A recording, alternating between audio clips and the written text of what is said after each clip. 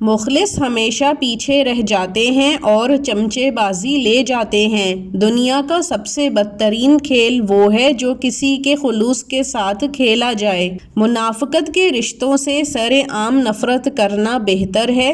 کبھی کبھی انسان تھک جاتا ہے یہ ثابت کرتے کرتے کہ بے شک اس کا طریقہ غلط تھا مگر ارادہ غلط نہیں تھا۔ نحمدہ ونصلی علی رسولہ الکریم، اما بعد فاعوذ باللہ من الشیطان الرجیم، بسم اللہ الرحمن الرحیم۔ السلام علیکم۔ اپنے آپ کو سمجھدار ضرور سمجھیں مگر کسی دوسرے کو بے وقوف سمجھنے کی سمجھداری کبھی نہ کریں۔ مجھے لوگوں کو معاف کر دینا آتا ہے مگر دوبارہ دل میں جگہ نہیں دے سکتی۔ جو لوگ دوسروں کا جینا مشکل کرتے ہیں پھر ان کا مرنا بھی آسان نہیں ہوتا۔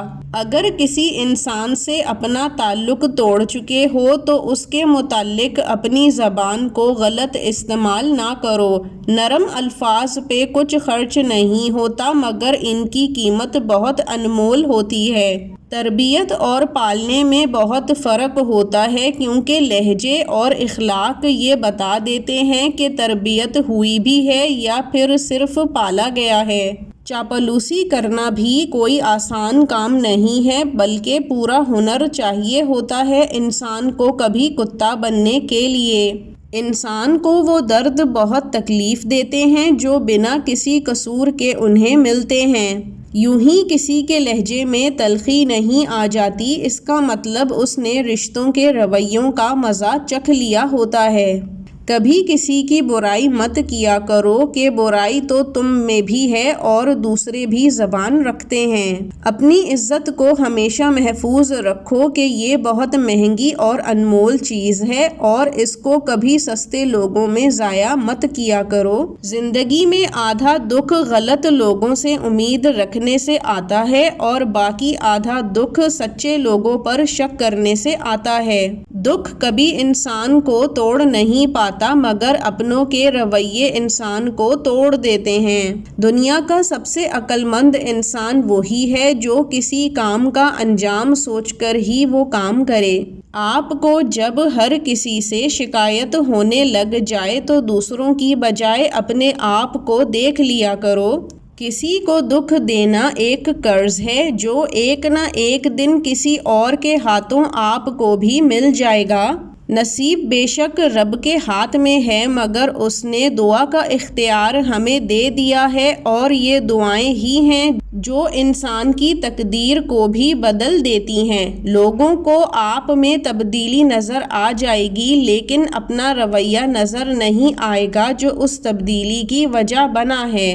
اپنے غم کی کبھی نمائش نہ کرو، کبھی اپنے نصیب کی آزمائش نہ کرنا۔ جو تمہارا ہے وہ خود ہی تمہارے پاس آئے گا۔ ہر روز اس کو پانے کی بھی خواہش نہ کیا کرو، تقدیر بدل جائے گی اپنے آپ ہی۔ اے انسان مسکرانا سیکھ لو، بس وجہ تلاش نہ کیا کرو۔ مطلب ختم ہو جائے تو ہر انسان اپنا رنگ بھی بدل لیتا ہے۔ لوگ خود ہی آپ کے دشمن بننے لگیں گے یہاں تک کہ اپنے بھی جب آپ کا مشکل وقت ہوگا۔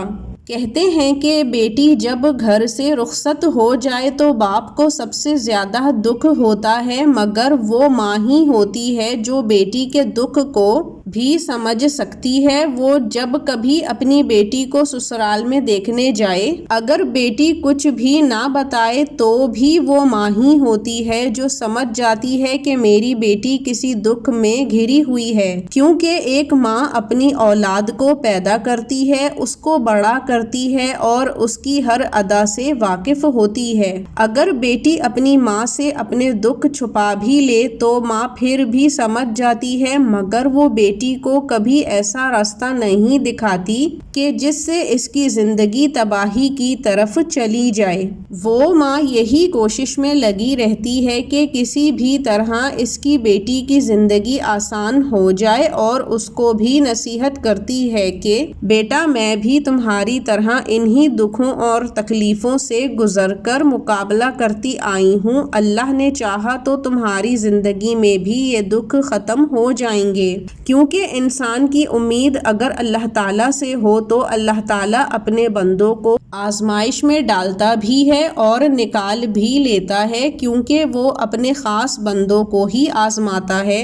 اگر آپ یہ چاہتی ہیں کہ آپ کی بیٹی سسرال میں دکھوں سے دور رہے اور اپنے آپ کو محفوظ رکھ پائے تو آپ اپنے گھر میں باوضو ہو کر سورہ رحمان کو دن میں 3 بار لازمی پڑھ کر اپنی بیٹی کے لیے دعا کیا کریں۔ یہ عمل دن میں کسی بھی حصے میں کیا جا سکتا ہے۔ اس کی برکت سے اس کی زندگی میں کوئی بھی مشکل نہیں پیش آئے گی اور جو مشکلات ہیں وہ بھی حل ہو جائیں گی، اور اللہ اس کو ہمیشہ خوشیاں نصیب کرے گا اور اس کے سسرال والے بھی اس سے خوش رہیں گے، کیونکہ سوائے اللہ کے پاک کلام کے دنیا کی کوئی دوسری چیز انسان کی زندگی سے کبھی دکھ ختم نہیں کر سکتی۔